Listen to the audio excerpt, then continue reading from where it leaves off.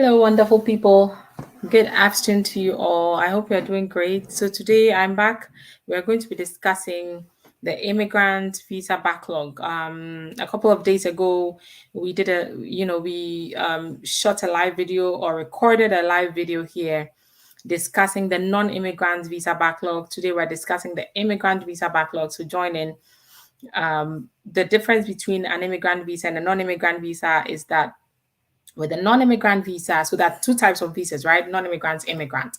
With an immigrant visa, it means that you're coming to the US as a foreign national to relocate here. You're abandoning your foreign residence in order to make the US your home. With a non-immigrant type of visa, it means you're here temporarily for a short period, a finite time, with a except for a finite period of time. You're here for maybe 2 months or 3 months. That's the non-immigrant type of visa. So today we're talking about the US immigrant visa backlogs. Let me share my screen and we'll jump right into it. The numbers are again very astounding. Let me start by saying that there are apparently 136 immigrant visa processing posts. And then there are 233 non-immigrant visa processing posts that are processing routine non-immigrant visas. Those are some of the numbers. And we have about 307 total US embassies, consulates, and missions around the world. About 307 of them around the world. Okay, so that's for the preliminary. Yes, okay, so I have this here. And also let's note some of these figures. There are currently about 700 employees at NVC. Well, I don't know if I got this figure from a government website, a US government website. Put this number in your head. We're going to be needing it later. Roughly 700 employees at NVC. NVC is the National Visa Center. Once you process the first part of your immigrant visa application here in the US, it's pushed to them. Now let's start with this. We'll take a look at the astounding numbers. Now again, let me even give you this number before we move on. So as of January 2020, there were 75,000 immigrant visa cases. There were about 75,000 immigrant visa cases pending at the National Visa Center. 75,000, January 2020. And these cases were ready for interviews. 13 months later, as of February 2021, the cases jumped to almost 500,000, almost 500,000 immigrant cases to 473,000 cases at the National Visa Center. So let me pull up the screen and then we'll get into a bit of the background and then we'll take a look at the numbers and what we can do to help speed up our process. Okay, so this was last updated just this month. I got it from the US Department of State website. So again, we all know COVID, it has created a lot of backlog. It's dramatically affected the Department of State's ability to process immigrant visa applications. So the Department of State is the federal agency that actually processes all types of visas, abroad. Okay, so if you're in another country outside the US, the Department of State is the one that processes through its US embassies or their missions based in the foreign country. So they are currently, US embassies and consulates are currently working to resume routine visa services on a location by location basis as expeditiously as possible in a safe manner. Yes, the pandemic continues to severely impact the number of visas they can process because there's a huge backlog that trying to play catch up. Okay, so that's for starters. Now let's go into it. The numbers. And now the numbers already. So currently, the number of immigrant visa applicants whose cases are documentarily complete at NVC and are ready for interview as of April 30th, 2022, almost 500,000, 450,000. So approximately 450,000 immigrants cases, but more precisely 449,583 immigrant visa applicants who are waiting for interviews around the world. And the number of documentally complete immigrant visa applicants scheduled for May 2020 interview, 28,447. So this is the total is 449,583, and they're breaking the numbers down into those who are documentally complete, waiting for an interview, and those who are still waiting for their interviews to be scheduled. Now, take a look at this. In calendar year 2019, on average, we had 60,866 applicants that were pending scheduling of their interview each month. Okay, well, and now the numbers have jumped dramatically. Let me talk a little bit about the process so that we understand what's going on. If you're filing an immigrant application, it means that you're here in the US and you're filing, for example, for your family members. So if you're a US citizen, you can file for your mom, your dad, your brother, your sister, your child, unmarried, married. You can file for these people. What you file the first part of the application, it goes to the U.S.CIS, United States Citizenship and Immigration Services. That's the federal agency that is in charge of adjudicating these applications. The first part of the application, if your family member, that's the beneficiary, is based abroad, is going to establish, number one, the immigration status of the petitioner, that's a U.S. citizen or the green card holder. Number two, it's going to again define the claimed relationship between the petitioner and the beneficiary of the application. So if you're filing for your mother, number one, you show them, okay, I'm a US citizen. I have standing to file an application and ask the US government to make somebody else a green card holder. Number two, the person I want to file for is not any random person. It's my mother. Here's the birth certificate. It has my mother's name listed. It has my name as a child. This was when I was born. That's my mother. I'm allowed to file for her. Once this first part of the application is approved, you do not get any immigration benefit.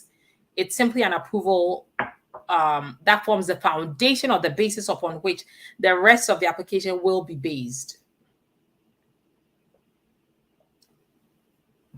Now, once the I-130, which is known as the petition for alien relative, is approved, your approval will be forwarded to the NVC, the National Visa Center. This National Visa Center, they're going to make sure, they tell you, okay, bring all these documents so that you become documentarily qualified.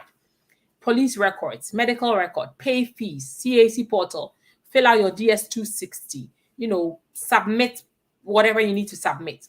Once they review everything, your affidavit of support, once they review everything and they think it's fine, then you're documentarily qualified, and then you'll now wait for an interview to be scheduled for your relative who's based abroad to now go to a US embassy near them and actually get interviewed.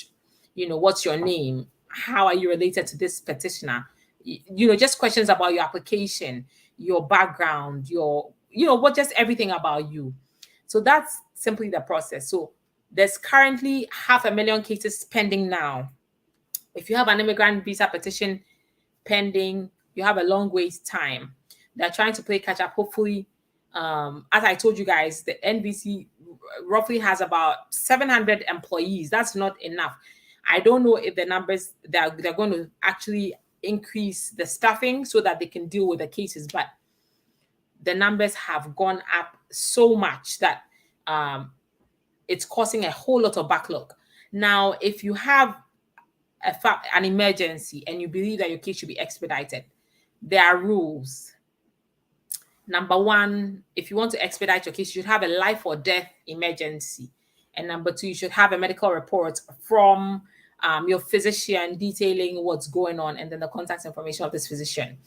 If you have that, then there's another hurdle you need to jump. You need to make sure that a visa is available for your case. If a visa is not available for your case, you cannot expedite your application. When you're in the immediate relative category, meaning that you're the spouse, parent, minor child of a U.S. citizen, a visa is always available for you, so that condition is fulfilled. If you're filing under the preference immigrant category, like a married son of a U.S. citizen, that's F1. F2A, unmarried minor children and spouse of green card holders. F2B, son, daughter of a green card holder. F3, married children or sons and daughters of U.S. citizens. F4, siblings of U.S. citizens. If you're filing under the preference immigrant category from F1 to F4, then a visa has to be available for your case before they will expedite your immigrant visa application. And in addition to that, not only must a visa be available, you need to make sure it's a life or death emergency, and you have a letter detailing what the life or death emergency is, that you'll scan and attach to the application. Okay, so these are the numbers from 60,000 to 500,000 cases. That's why there's a backlog. So for example, for a country like Ghana, I understand that currently at scheduling, interviews at, people who are documentarily qualified in roughly July 2020, they are now being scheduled. So there are two years, 2 years behind. Okay, so that's what's going on. So if you were documentarily, I get emails, people are documentarily qualified 2021 October, Accra. You have a long time to wait. So just keep holding on. Don't do anything that will revoke your petition. For example, if you are a beneficiary of the F2B category, do not go get married, okay? Because you are the unmarried son or daughter of a green card holder. If you have a K1 petition pending, do not go get married, K1 fiancé petition. If you get married, the whole entire process is revoked. The petition, the underlying approved petition, K1, is revoked and the visa will be refused.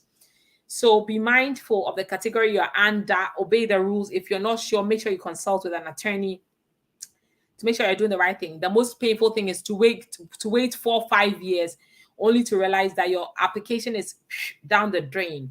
You've just wasted your time, your money, and not only that, your family, the family relationships could deteriorate, especially for marriages and relationships. Okay, so feel free to contact me if you need my help with any type of if you want to look into your case or need advice or help with these things. But the numbers are very disturbing, again, because these are people's families' lives. Some people are waiting to have children. Some people are waiting to be reunited with their families, their children. They are missing them, just really causing a rift. I hope that very soon these numbers will go down. And I believe USCIS is working actively on these backlogs.